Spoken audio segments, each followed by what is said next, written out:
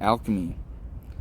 Alright, so I think turning lead into gold, that is an allegory. That is just, it's a metaphor to give context to a very real concept that is intangible. And whether an individual is conscious or unconscious of alchemy, it is a process that is always happening. It is never not happening, because we are existing in the present moment as a combination of a few different attributes.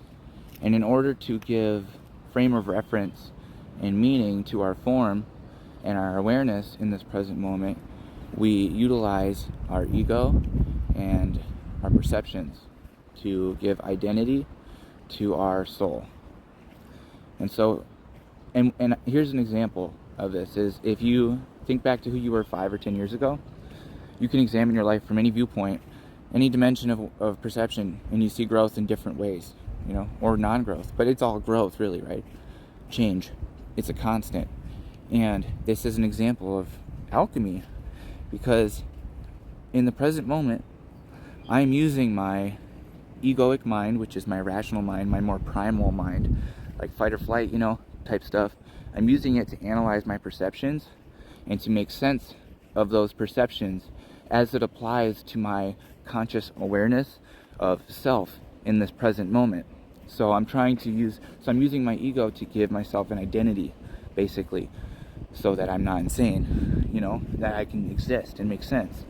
The soul is the aspect that exists, that drives us. It's the unconscious part that it permeates every part of our being.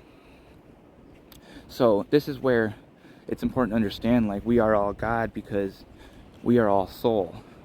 Soul is God. In this experience, it is only because of this experience that we have this ego, that we have this separation. But it's not bad.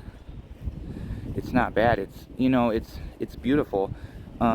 We get to have so much depth to our life, and the beauty is that when we become aware of this process, because it really is it's just a science. It's just something that's happening.